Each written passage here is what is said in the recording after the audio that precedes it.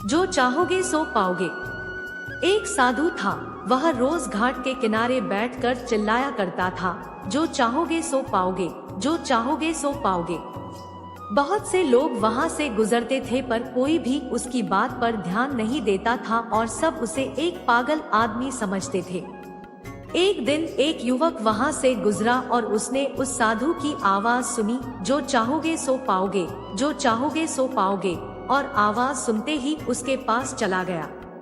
उसने साधु से पूछा, महाराज आप बोल रहे थे कि जो चाहोगे सो पाओगे, तो क्या आप मुझको वो दे सकते हो जो मैं जो चाहा हूँ?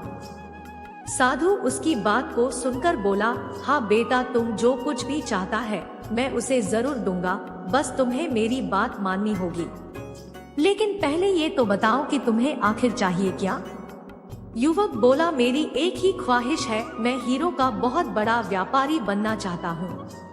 साधु बोला, कोई बात नहीं, मैं तुम्हें एक हीरा और एक मोती देता हूँ, उससे तुम जितने भी हीरे मोती बनाना चाहोगे बना पाओगे।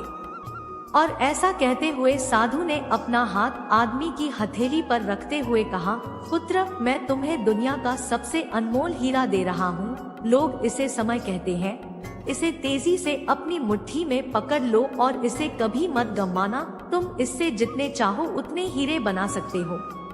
युवक अभी कुछ सोच ही रहा था कि साधु उसका दूसरी हथेली पकड़ते हुए बोला, पुत्र, इसे पकड़ो, यह दुनिया का सबसे कीमती मोती है। लोग इसे धैर्य कहते हैं। जब कभी समय देने के बावजूद परिणाम ना मिले तो इस कीमती मोती को धारण कर लेना। याद रखना, जिसके पास यह मोती है वह दुनिया में कुछ भी प्राप्त कर सकता है। युवक गंभीरता से साधु की बातों पर विचार करता है और निश्चय करता है कि आज से वह कभी अपना समय बर्बाद नहीं करेगा और हमेशा धैर्य से काम लेगा। और ऐसा सोचकर वह हीरो के एक बहुत बड़े व्यापारी के यहाँ काम शुरू करता है और अपने मेहनत और ईमानदारी के बल पर एक दिन खुद भी हीरो का बहुत बड़ा व्यापारी बनता है। समय और धैर्य वह दो हीरे मोती हैं, जिनके बल पर हम बड़े से बड़ा लक्ष्य प्राप्त कर सकते हैं। आता जरूरी है कि हम अपने कीमती समय को बर्बाद ना करें और अपनी मंजिल तक पहुंचने के लिए धैर्य से काम लें।